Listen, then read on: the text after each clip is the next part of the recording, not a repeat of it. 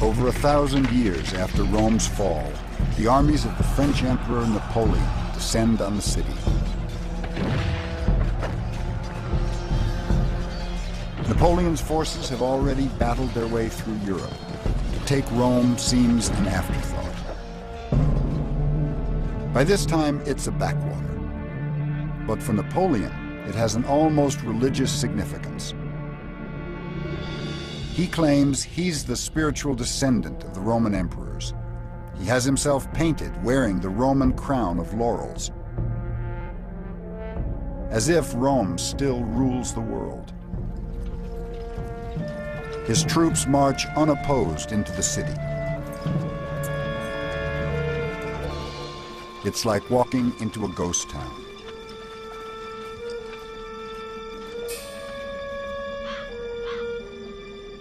They find the frightened Romans huddling among the ruins of the ancient city.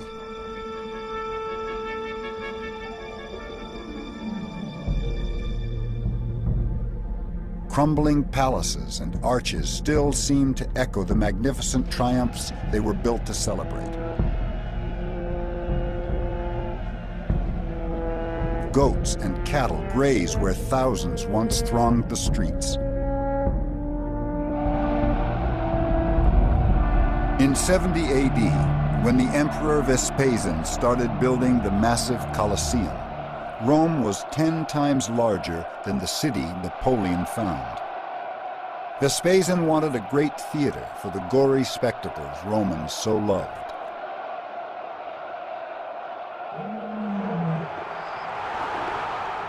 The scale of the Roman games, like the scale of Rome itself, was staggering. The Colosseum had seating for 45,000 and standing room for 20,000 more.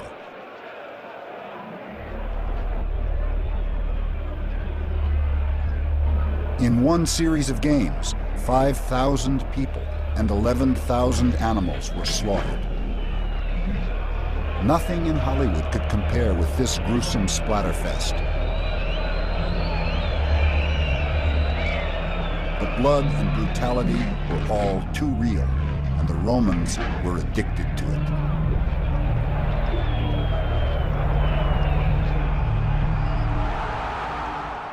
When he saw the blood, rather than turn away, he fixed his eyes on the scene and took in all its frenzy. He reveled in the wickedness of the fighting and grew intoxicated with the bloodshed. When he left the arena, he took with him a sick mind, which left him no peace until he came back again. St. Augustine. They did get excited watching gladiators kill one another. I'm not denying that. But you know what? So do we. I think, for example, of the brouhaha over Mike Tyson. Right. What Mike Tyson did when he bit, was it Evander Holyfield's ear? That would have been applauded in the Roman arena. That's great. That's what you're supposed to do. In fact, you're supposed to rip the ear off and march around the arena with it in your mouth. That's what you're supposed to do.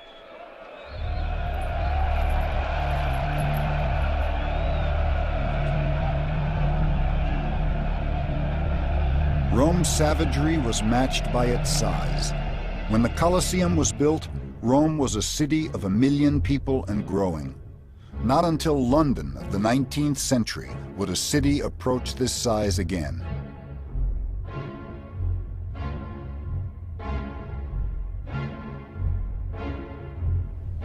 What I think you'd notice if a time traveler went back would be the smell, the noise, the dirt, the crowdedness. I think there'd be lots of beggars, lots of signs of sickness, disease, lots of small children. It'd be rather like Calcutta or Rio.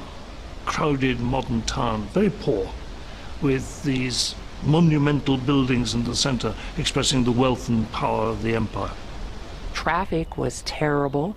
Julius Caesar forbade wheeled traffic during the day so people could move around, which meant that at night all these carts started going on these stone streets, and it was so noisy that you couldn't sleep.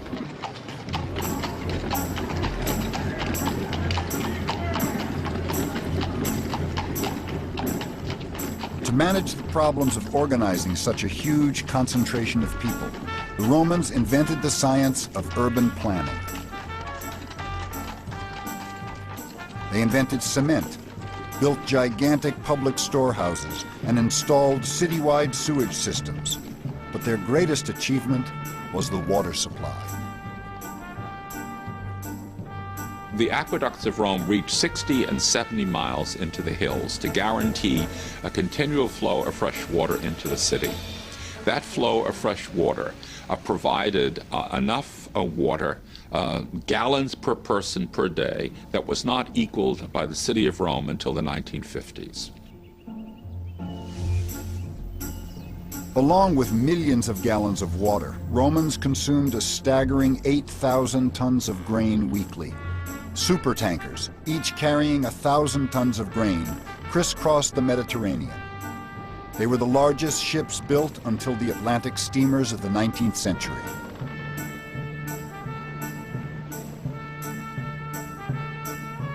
The city of Rome was the heart of an empire that stretched from Scotland to Syria.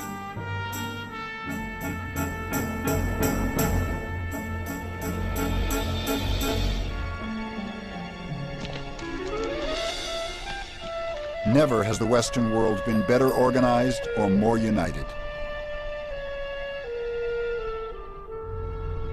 In the year 100 AD, you could travel from Egypt to France on paved roads with only one currency and one passport in your pocket.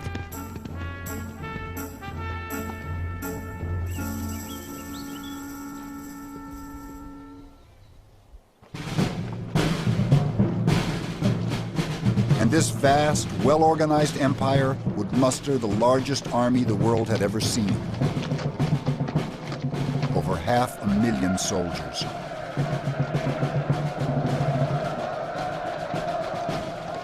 Rome was the superpower of the ancient world.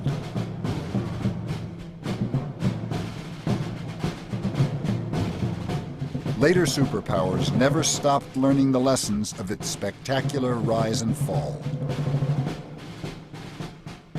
Napoleon was not alone in his obsession with Rome. 20 years before Napoleon marched into Rome, on the other side of the Atlantic, a group of men were designing a political system for their new country.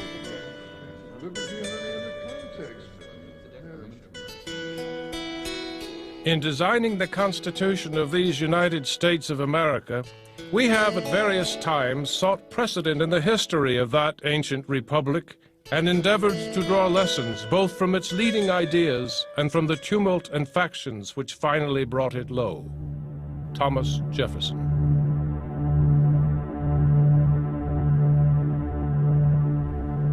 The American founding fathers spent most of their childhood and much of their adulthood reading the Latin classics.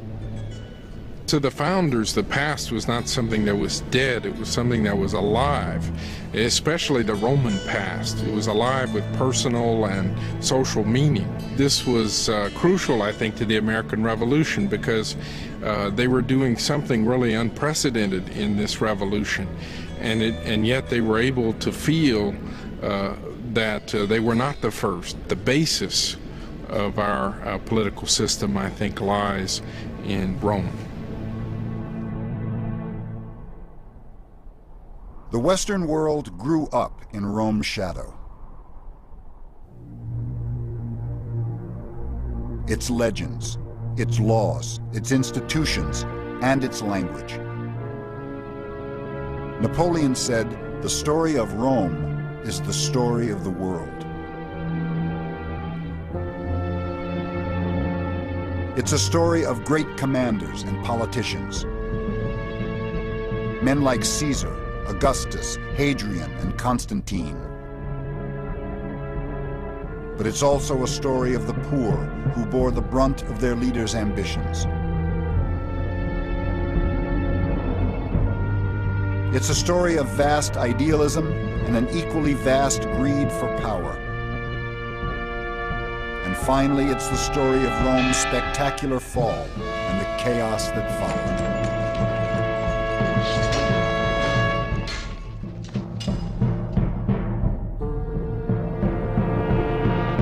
But behind all that are the stories of Rome's beginnings almost 3,000 years ago in the lush hills of central Italy.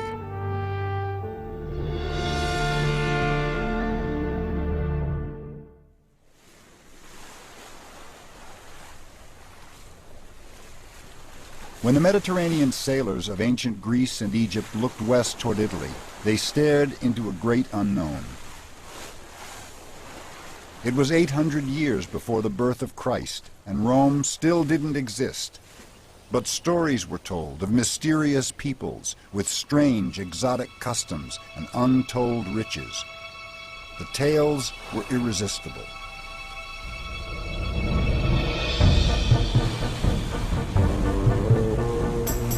Setting off from the great civilized cities of the East like Athens and Tyre, adventurous Greek traders sailed west into uncharted seas.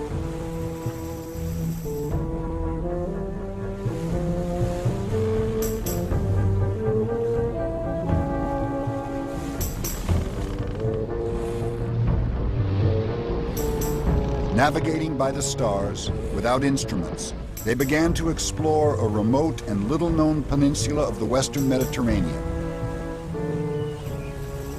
They called it Hesperia, the land of the evening sun. In the 8th century BC, time of westward expansion, Phoenicians going west, Greeks going west, founding colonies. When the Greeks sailed into Italy, they found something they didn't expect, an advanced civilization already there.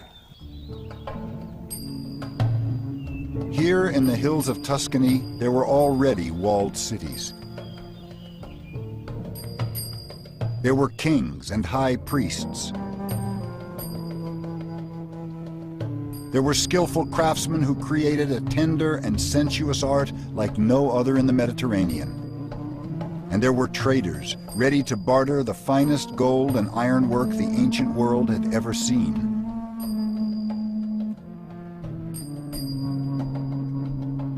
Before Rome, there were the Etruscans. They taught the Romans everything, but left no written records. Incredible. The Etruscans were some of the most amazing artisans that the West has ever seen. They worked in metal for sculpture. They worked in terracotta and life-size statues with these amazing, inviting expressions. Very warm. They're not cold and distant, but they're people that you want to meet.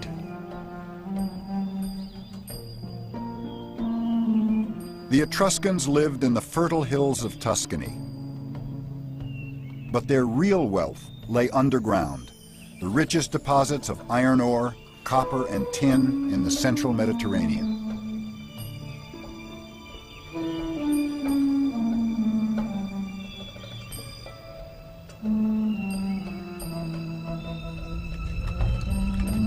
As early as 700 BC, they created shafts, tunnels, subterranean galleries, smelters and slag heaps so vast that 2,500 years later, Mussolini reprocessed them to produce weapons for World War II.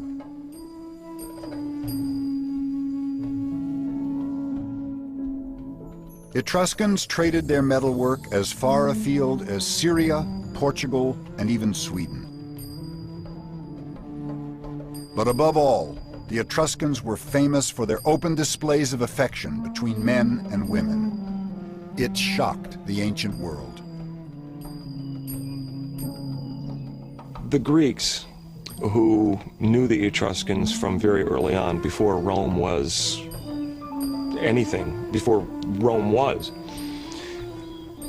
saw that the Etruscan people gave a position to women that the Greeks certainly wouldn't. Not only were women part of the entire house, women reclined at banquets with men, which for a Greek was absolutely unthinkable. It is no shame for the Etruscans to be seen having sexual experiences, for this too is normal there. It seems to be the local custom. Posidonius. And they show no shame in sensuous acts. While the torches are still lit, servants bring in courtesans, sometimes even their own wives, and they all engage in lovemaking, publicly. Theopompus. The Greeks and later the Romans loved to embroider scandalous stories about the decadence of the Etruscans. They were almost certainly untrue. But it is true that the Etruscans created memorable portraits of sensual pleasure.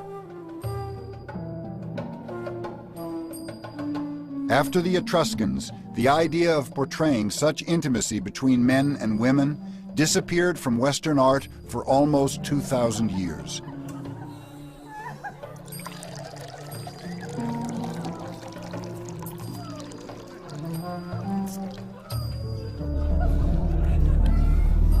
The change began with the Romans, who grew up in their shadow.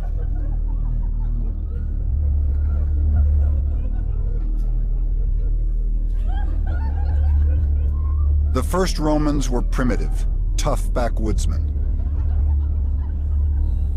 They resented the Etruscans, but had everything to learn from them, including the darker sides of civilization. Like all ancient people, the Etruscans were rigidly divided by class. Brutal rituals enforced the power and prestige of the nobility. Etruscans staged games at the funerals of important men. The losers were killed. Their blood celebrated the prestige of the dead man and was an offering to his spirit.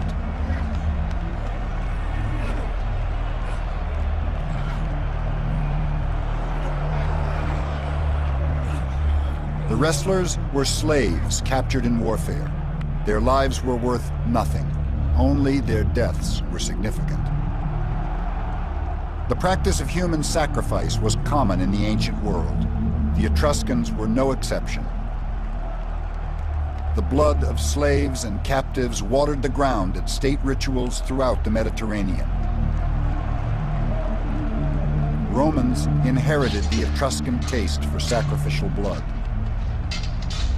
Gladiatorial combat was the Roman equivalent of these gory celebrations of power.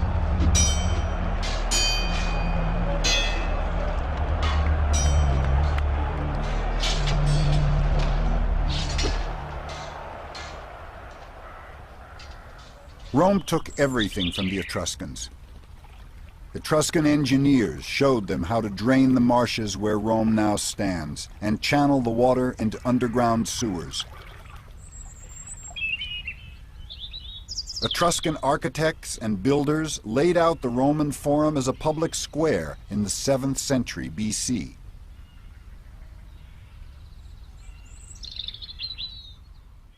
Though Romans owed everything to the Etruscans, they would one day turn on them, crush their beautiful cities, and defame their memory. It would be the first step on Rome's path to empire.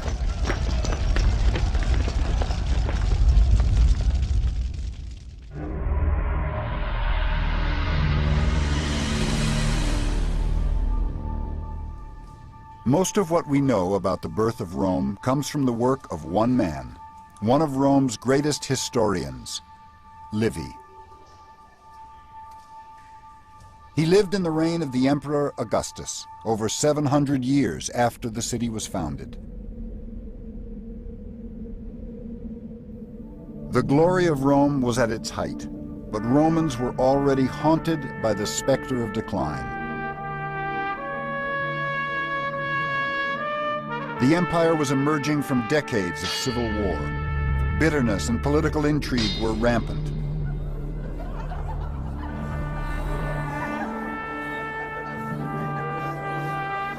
Decadence, greed, and profiteering were the order of the day. To men like Livy, raised on the Roman stoic virtues of valor, loyalty, and self-sacrifice, it seemed the spirit of Rome was rotting. I feel that indulgence has brought us, through every form of sensual excess, to be morbidly attracted to death in all its forms. Rome is at the dark dawning of an age in which we can neither endure our vices nor face the remedies needed to cure them. Livy. A cure was what Emperor Augustus was looking for. He cracked down on dissent and passed laws to punish immorality.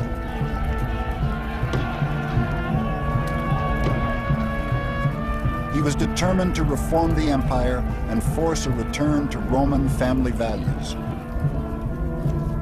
Bawdy poets like Ovid, who wrote The Art of Love, were banished to the Asian steppes. When his own daughter Julia was rumored to have slept with half the Senate, Augustus banished her as well.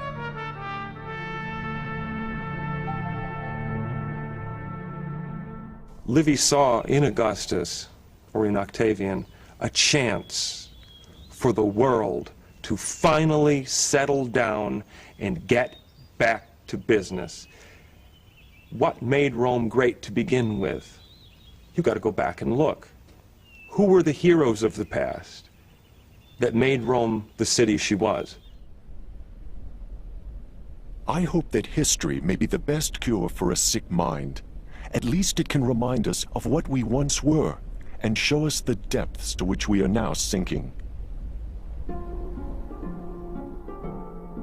Livy set out to write a brief history of early Rome, celebrating its glories and virtues, propaganda for the reforms of Augustus.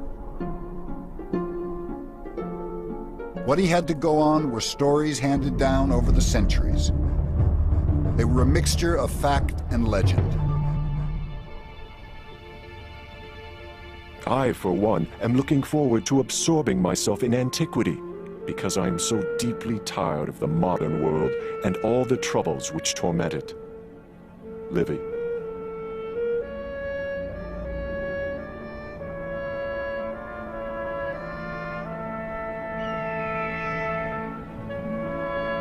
He believed Rome's mythological beginnings would reveal the stories of heroism and nobility Romans needed to hear.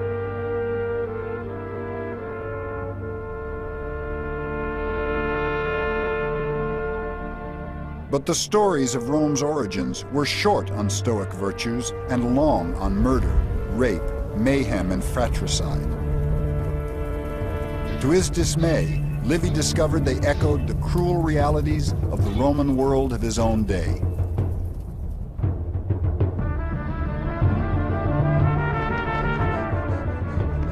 Legends told that Rome was founded by Romulus and Remus, twins who were cast into the wilderness to die. But the boys were said to be saved by a she-wolf who suckled them. They grew up like savages in the woods.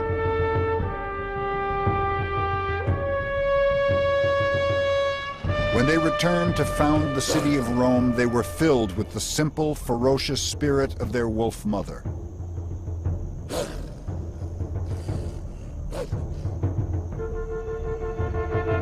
According to legend, Romulus and Remus then led their people to the bend in the river Tiber, where she found them.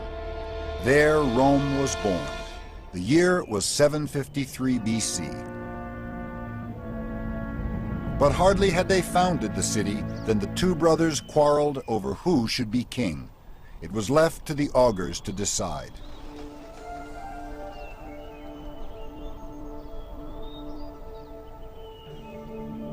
Augurs were the priests of early Rome who divined the will of the gods.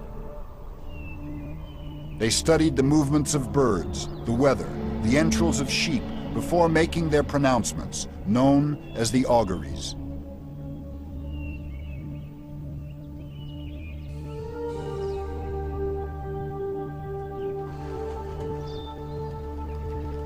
The augurs placed each brother on a hilltop, then waited.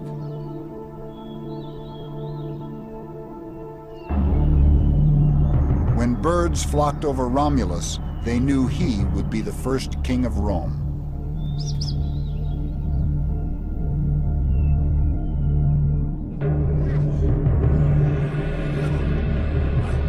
But Remus refused the augury, and the brothers fought.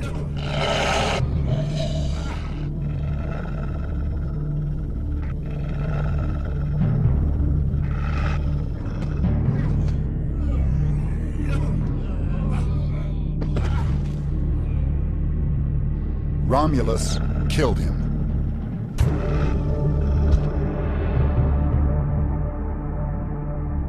The first king of Rome, suckled by a wolf, bathed in his brother's blood, walked away furious and triumphant. It was a fitting augury for the bloodshed and strife that lay ahead.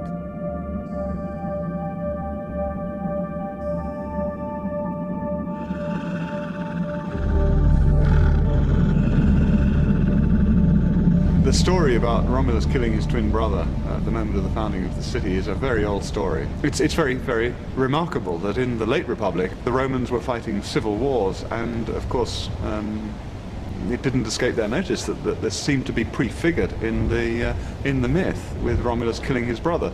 They actually thought this was a sort of curse on them, that they were fated to destroy each other. Well, the whole Roman psyche was based on violence. If you look at the foundation legends of Romulus and Remus, that's based on fratricide, right? One brother kills another to found a city. And from that point, it just escalates. The violence of the early Romans, in fact and fiction, was born of desperation. In real life, shunned by neighboring tribes, Rome was forced to welcome outcasts, vagrants, and fugitives. And they lured their neighbors, the Sabines, to a ritual of peacemaking. And they're all a pretty desperate lot. And Rome, the earliest community that is organized in that way, of course, is a place where no woman wants to go. So they haven't got any women, that's the first problem. And so the Romans, Romulus in particular, got an idea. New religious festival, let's invite the neighbors. Bring your wife and kids, especially the daughters. The Sabines were wary, but accepted.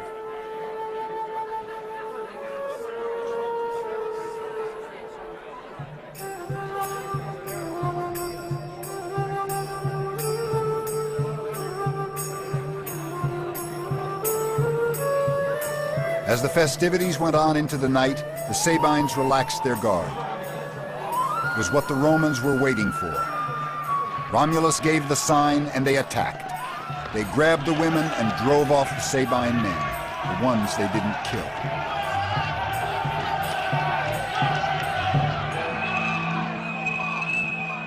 When painters of a later age portrayed the rape of the Sabine women, they imagined a classical city. They were wrong. The early Romans were primitive people struggling desperately to survive. The grim stories of the first Romans were as surprising to Livy as they are to us. They certainly didn't provide the role models he was looking for.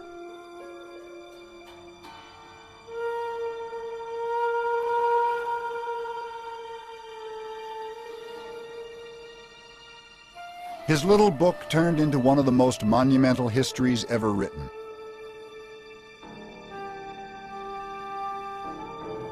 By the time he died in 17 AD, it had grown to 142 volumes, all written laboriously in wax. It had absorbed his entire life. Livy's Chronicle was the bestseller of its day. It was more successful than he could ever have hoped, but had no effect whatsoever on the moral chaos of empire. Even 142 books were no match for the influence of so much power. By now, Rome was a juggernaut whose momentum was unstoppable. Its course set by its mythic beginnings, whether fact or fiction.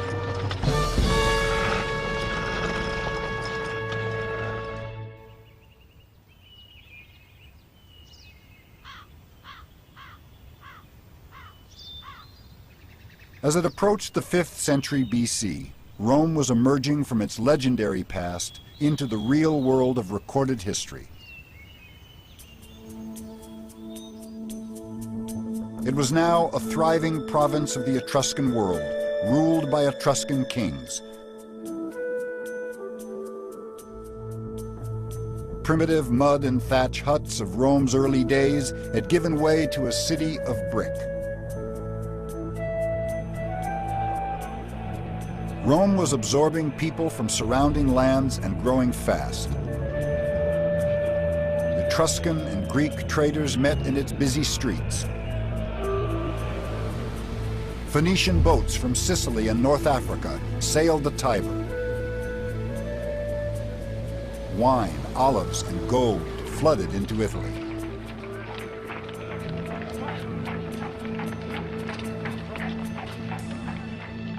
But Rome was still no different from many other prosperous cities of the Mediterranean.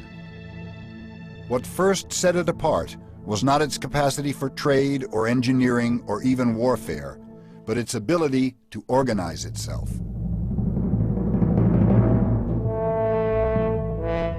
The man who reshaped Roman society was an Etruscan king called Servius Tullius.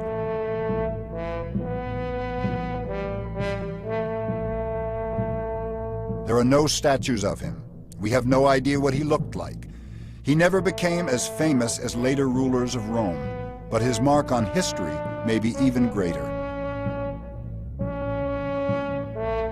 And yet, all Servius Tullius did was carry out history's first census.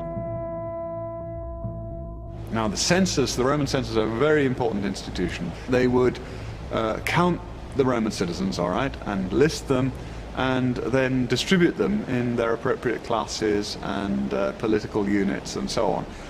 The census was a kind of way of grading Roman citizens according to their status and prestige. In the 6th century BC, the census detailed every Roman's obligations to the city, to obey its laws, pay taxes, and do military service. But much more important, it also gave them rights.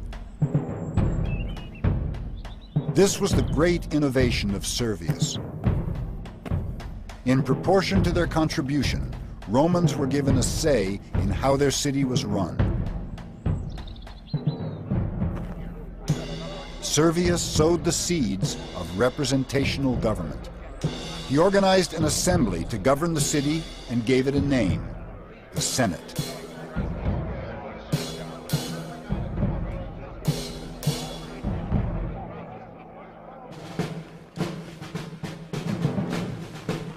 Finally, the census decreed that each of the city's social classes should contribute a group of soldiers for Rome's defense. They were called the legions, the fighting force that was going to put Rome's destiny back in its own hands and one day give it the world.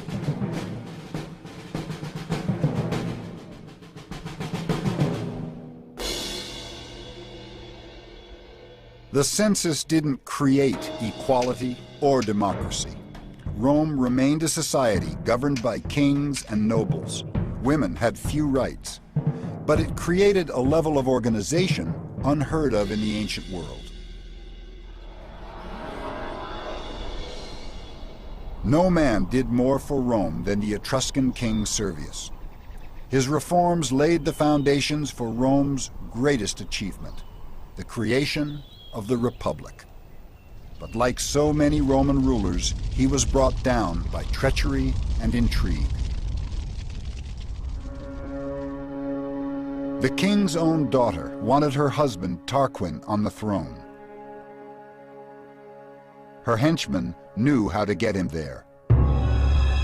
And after they murdered the great king, power and paranoia went hand in hand in Rome. For almost 2 centuries, Rome had been ruled by Etruscan kings and Etruscan nobility.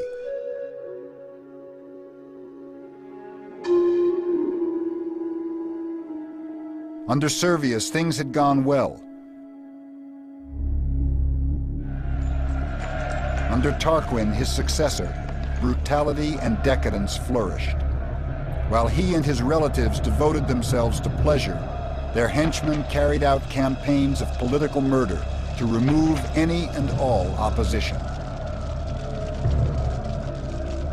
Romans were beginning to hate everything the Etruscans stood for. resentment smoldered.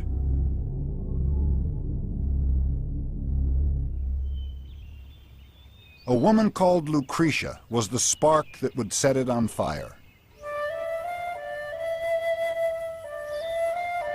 She was well loved and highly regarded for her kindness, beauty, and loyalty. She represented everything Romans felt they had and the Etruscans didn't: honor, virtue, bravery.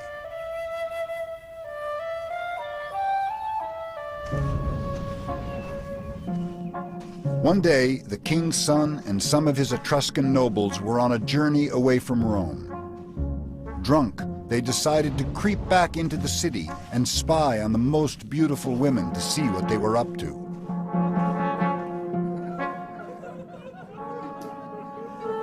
They found their own wives, as expected, partying.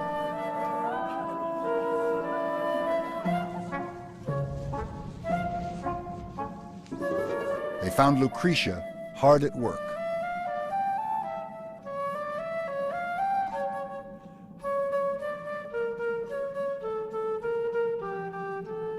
Because this was an indication of good, virtuous, matronly behavior. Right? This is how Roman women should behave. They should not be sleeping with 300 members of the Senate, like Augustus's daughter allegedly did. They're not supposed to be poisoning members of their family, as Livia allegedly did. They're supposed to be producing cloth. The next night, when he knew Lucretia's husband was away, King Tarquin's son crept back to her house alone. With a knife at her throat, he raped her and swore that if she breathed a word of it, he'd kill her.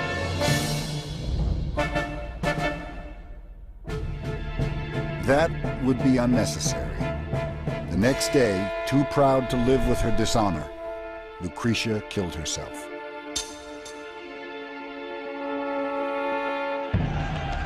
Romans went wild. Mobs tore through the streets and attacked Etruscans wherever they found them.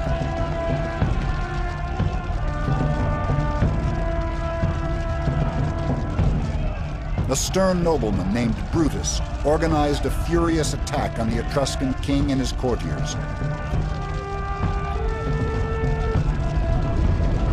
They were overwhelmed and fled for their lives. Romans were finally free of their Etruscan overlords. Lucretia's legacy to Rome was its freedom.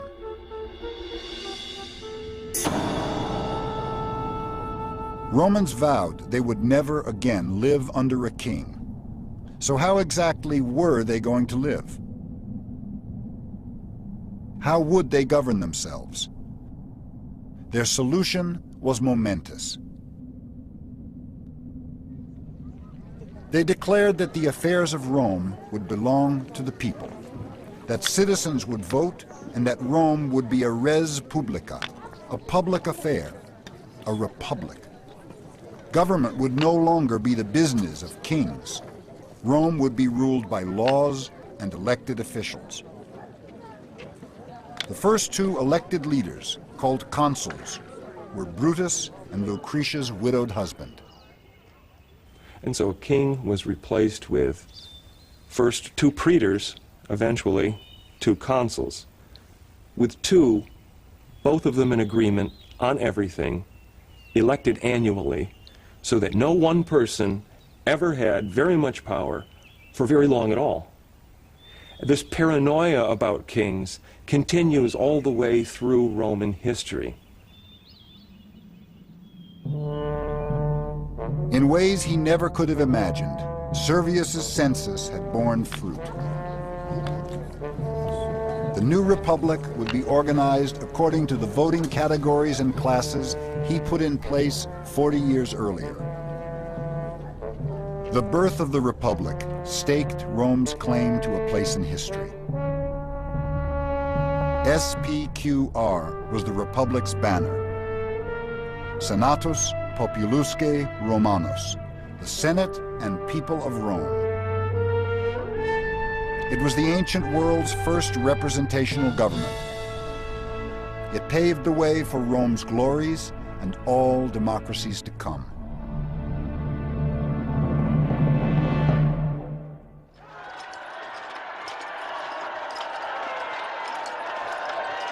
Romans set themselves free from the Etruscans in 510 BC. Next, they needed to be sure they stayed free.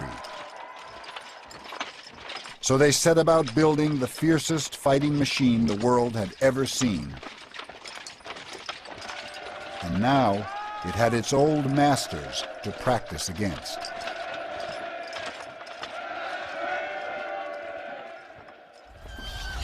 For over 100 years after Rome declared its independence, it was at war with the Etruscans, who fought desperately to regain their old possession. They failed. They were no match for the highly disciplined Roman legions who'd fight to the death to defend Rome's liberty. As Roman soldiers fought for the Republic, a man named Publius codified its leading ideas. This legal system set a remarkable precedent for republics of the future.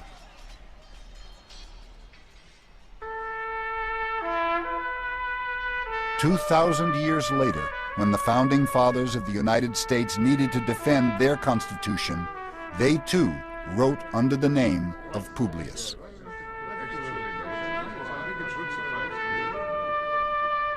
I think the American Revolution was an exciting period for the Founding Fathers. They were excited by the opportunity to match their ancient heroes' struggles against tyranny, in a sense to rival the noble deeds they had spent their youth reading about. And they were thrilled by this idea, by this thought, that they were beginning anew the work of the ancient republicans, only this time with an unprecedented chance of success. Throughout the 5th century BC, the struggle for the Republic went on. Rome and the nearest Etruscan city, Veii, faced each other across the Tiber in an endless stalemate of attack and counterattack.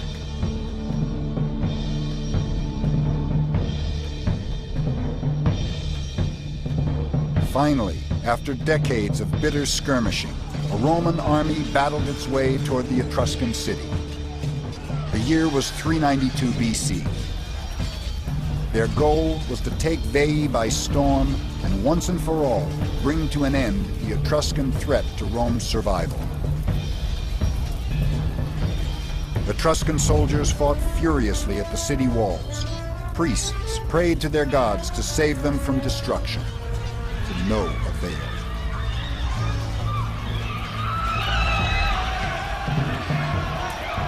The Romans smashed through the Etruscan defenses and laid waste to the city.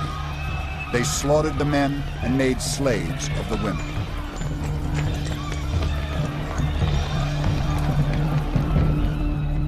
It was Rome's first great victory. There would be many more, each celebrated by the building of a triumphal arch, a monument to the glory of victory and the humiliation of the defeated.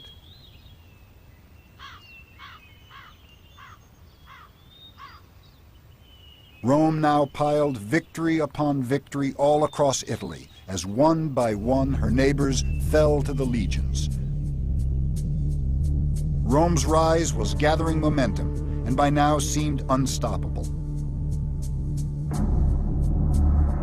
But she suffered one setback, which haunted the empire forever.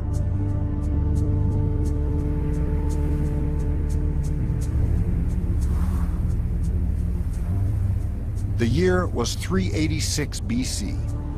From beyond the Alps, horsemen appeared and thundered toward Rome.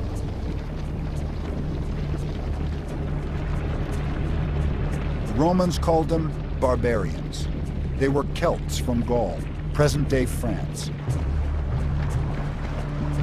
The Gauls were a warlike people, but this time they weren't looking for battle. Wars with their neighbors had pushed them out of their own territory. Now, they needed a new home. Rome dominated central Italy, so the Gauls asked them for territory. Roman envoys refused point blank. Who did these barbarians think they were to presume upon Rome in this way? They'd insulted the Gauls, which was a mistake. The Gauls descended on Rome in a fury. What they weren't given, they would take. Romans were fierce warriors, but had no idea how to fight these people, who charged into battle in a suicidal frenzy. Their savagery, even by Roman standards, was terrifying. Taken by surprise, the Romans barricaded themselves inside their city and hoped these terrifying wild men would go away. They didn't. The Gauls smashed their way into the city and ransacked it. The Romans only escaped being slaughtered by paying the Gauls everything they had to move on and leave them in peace. Rome's humiliation was complete. The words of the Gallic chieftain as he exacted his crushing payment would ring in Roman ears for centuries to come. Woe to the vanquished.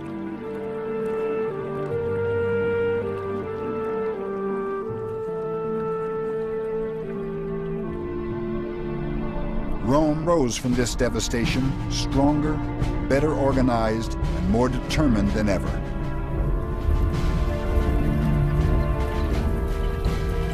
It forged an iron spirit and a civilized code of honor, the stoic virtues of valor, discipline, and self-sacrifice.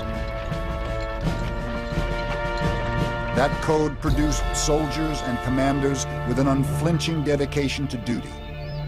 One of the most famous was Cincinnatus. Cincinnatus was a Roman who came to embody the classic virtues like no other. Although a nobleman, he liked to work his fields with his own hands. One day as he worked, a messenger arrived with news that Rome was being attacked. And in such an emergency situation as this, the Roman constitution called for the appointment of a dictator, somebody who would be elected by the people, but then once elected, would have absolute power, life and death power over all citizens, but only for a maximum of 6 months. He dropped his plow, hurried to the city, took up command of the army, and was named dictator. He quickly won a great victory and returned to the city in triumph. Now he could have stayed on and he could have used his power as he wished. But the very day that he returned to the city, we're told, he immediately resigned the office of dictator, walked back to his farm outside the city, and continued to plow his farm. And the Romans loved to tell that story because here was a man who was totally selfless, who cared nothing for his own livelihood, for his own life, but merely to serve, wished to serve.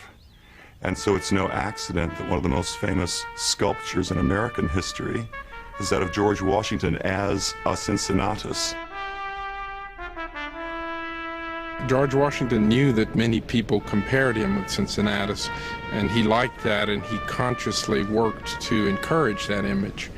And so, for instance, during the darkest periods of the war, when some thought maybe he should resign, he held off that resignation because he wanted to do like Cincinnatus did, wait until the enemy was defeated, and then in a big show lay down his power, which he did, and he retired to his own plow at Mount Vernon. Cincinnatus became the role model for the Roman politician commanders Napoleon so admired. He embodied the code of conduct that powered Rome's rise and extended Rome's dominion over the entire Western world.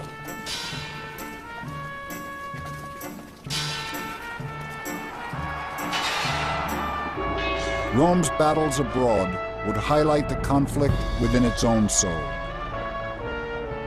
the struggle to resist the corrupting influence of so much power.